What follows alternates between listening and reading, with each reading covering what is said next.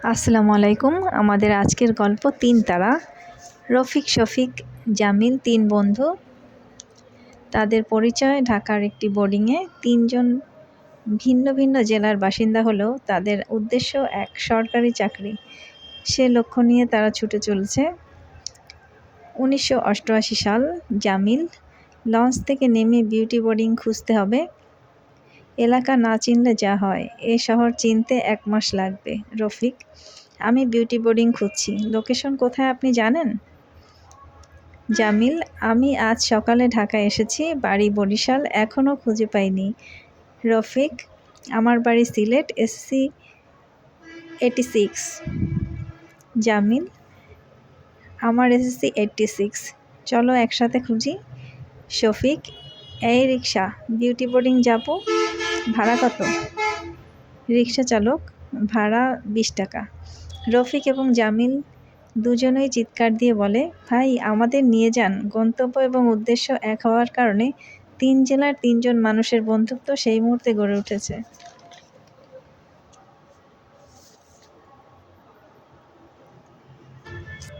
(1990 সাল। সরকারি চাকরির আশায় ঢাকা এলেও এখন 3 বন্ধু সরকারি চাকরি মেলেনি।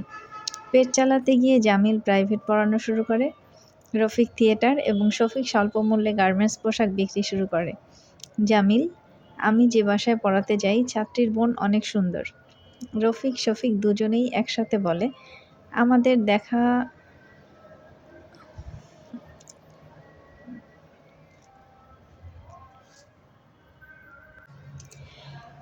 ভালো লাগলে প্রেম করব। জামিল, প্রেম আমি করতে পারি না, তোদের লাগে? মেয়ে বিবাহিত, স্বামী ডাক্তার। রফিক, বিবাহিতার খবর আমাদের দিবি না। জামিল, রোকেয়ার স্বামী শুনেছি সরকারি চাকরি দেওয়ার লিঙ্ক আছে, এ ব্যাপারে একদিন কথা বলতে হবে। রফিক, শফিক দুজনেই নিজেদের কথা বন্ধু জামিলের মাধ্যমে জানায়। মাঝে কেটে যায় 2 বছর। হঠাৎ একদিন রোকেয়া সরাসরি জামিলের সাথে কথা বলে। রোকেয়া, জামিল, তোমাকে আমি পছন্দ করি, কিন্তু দূরে দূরে থাকলে সরকারি চাকরির আশা ছেড়ে দাও। জামিল, আমাকে সময় দাও।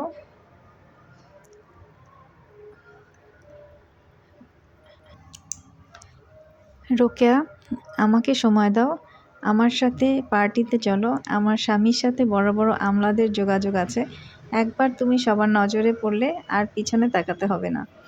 জামিল, আমার সাথে আরও 2 জন আছে, ওরা আমার বন্ধু, ওদের সাথে নেব।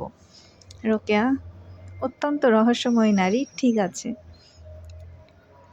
রোকেয়া অত্যন্ত সুন্দরী এবং চালাক প্রকৃতির নারী। পৃথকভাবে সমবয়সী 3 বন্ধুর সাথে তার প্রেম জমে ক্ষীর হয়ে যায়, কিন্তু কোনো এক অজানা কারণে তার স্বামী কখনো তাকে বাধা দেয় নাই।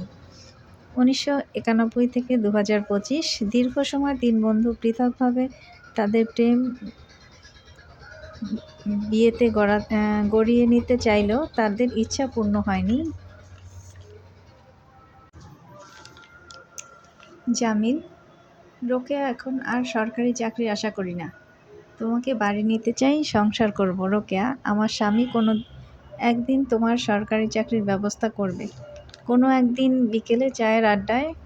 রফিক, সেই একদিন কবে আসবে? এখন আর সরকারি চাকরির বয়স নেই, তোমার স্বামী অবসর নিয়েছে, তুমি এই বৃদ্ধ স্বামীর সংসার করলে, এত বছর আমার সাথে প্রেম করলে কেন? রোকেয়া, আমাদের প্রেম আজীবন থাকবে, তুমি বিয়ে নিয়ে পড়লে কেন? শফিকের একই দাবি, বিয়ে, কিন্তু শেষ পর্যন্ত রোকেয়া তাদের বিয়ে করতে আপত্তি জানালেও আজীবন প্রেমিকা হয়ে প্রেম নিবেদন করতে তাদের আপত্তি নেই।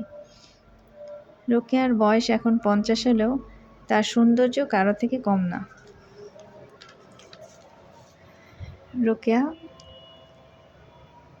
ডাক্তার সাহেব আমার সাথে অন্য এক মেয়েকে নিয়োগ দিয়েছে আমার স্থানে। জামিল, মেয়েটি তোমার এলাকার বাসিন্দা, তুমি তার খোঁজ নাও। জামিল, 30 বছর হয়ে গেছে বরিশালে যাই না, পরিবারের সবাই ঢাকায় থাকে, ঠিকানা পেলে খোঁজ বের করা যাবে। রোকেয়া, 3 বছর আগে মেয়েটি তার মায়ের চিকিৎসা করাতে ঢাকায় এসেছে, তখন থেকেই তার দিকে সবার নজর। ঠিকানা নিয়ে 3 বন্ধু বরিশালের পথে যাত্রা করে। বরিশাল পৌঁছে সরাসরি মেঘলার মুখোমুখি হতে তার বাসায় উপস্থিত। মেঘলা, আপনাদের চিনি না, কেন এসেছেন? জামিলের দিকে একবার দৃষ্টি দিয়ে চোখ নামিয়ে নিতে হলো। মনে হলো 50+ এই ভদ্রলোকের সন্ধান সে কোনো একদিন করেছিল, যা আজ অতীত। জামিল, তোমার জন্য দুটো অফার আছে, সরকারি চাকরি এবং মিডিয়া। তুমি কোনটি বেছে নেবে? মেঘলা, এই মুহূর্তে আমার বকেয়া পরিশোধ করে দিন, তাহলেই আমি সন্তুষ্ট। দুজন বৃদ্ধার সেবা করে আসছি পারিশ্রমিক ছাড়া। আজ তারা অতীত। তাদের সম্বল এই বাড়ি এবং জমি। আমি যেটুকু পাবো দিয়ে দিন, আমি বাকি জীবন ভাড়া থাকবো। শফিক, এত ভালো অফার ফিরিয়ে দিচ্ছ কেন? মেঘলা, আপনারা যে পথে আমাকে হাঁটতে বলছেন সে পথ ধরে আপনারা হেঁটে এসছেন। এই দীর্ঘ পথে আপনারা সরকারি চাকরির দেখা পেলেন না, মিডিয়া বাদ। সুতরাং আমি পাবো এটা ভাবলেন কেন? আপনারা যা পাননি আমি বা আমরা তা পাবো না, স্বাভাবিক। সত্যিটা মেনে নিতে আপত্তি নেই। রফিক, এই মুহূর্তে রোকেয়াকে ভাবছে আর 3 বন্ধু বোকামির ফল 3 বন্ধু ভোগ করছে। সত্যি যদি সেই 90 সালের বাড়ি, তাহলে আজ তাদের জীবন থেকে হারিয়ে যেত না দীর্ঘ সময়, সঠিকভাবে ব্যবহার করা যেত। মেঘলাকে তার অবস্থান থেকে সরিয়ে নিতে 3 বন্ধুর দলে যোগ দিয়েছিল রোকেয়া নিজেও। বিশেষ লাভ হয়নি। মেঘলা 3 বছর ধরে তার সমস্যার সমাধান করতে না পেরে তার অধিকার আদায়ের জন্য আইনগত ব্যবস্থা নিতে বাধ্য হয়। তার লিখিত অভিযোগ গ্রহণ করা হয়েছিল। মেঘলা, আমি এখানেই থেকে যাব শিক্ষার্থীদের সাথে, ইনশাল্লাহ ভালো থাকবো, সময় কেটে যাবে, কিন্তু সরকারি চাকরি বা মিডিয়ার লোভ করি না। আমি কষ্ট করে টাকা আয় করে কখনো অসৎ ব্যবসায়ীদের হাতে টাকা তুলে দেব না। তাদের আরামের ব্যবস্থা করার দায়িত্ব তাদের ওয়াইফদের, আমার না।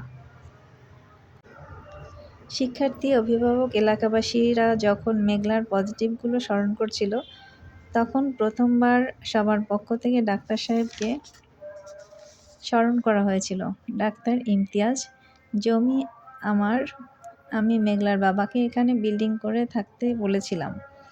মেঘলা, স্যার, আপনি এই প্রস্তাব দিয়ে আমাদের অশান্তির মধ্যে ফেলেছেন। বিল্ডিংয়ে দিন, এখানে প্রতিদিন ঝামেলা করতে আমি রাজি না। কর্তৃপক্ষ থেকে বলা হয়েছিল এটাই সহজ সমাধান। আপনি চাকরি দিবেন এসব বলেন কেন? আপনি কিভাবে চাকরি দিবেন? আর মেঘলার ইভটিজিংয়ের শিকার, তাকে মিডিয়া দেখিয়ে ইভটিজিং করা হয়েছে। সত্যিটা স্বীকার করবে, সবাই মিথ্যা নিয়ে পথ চলবে, স্বার্থ নিয়ে ঘুরে বেড়াবে।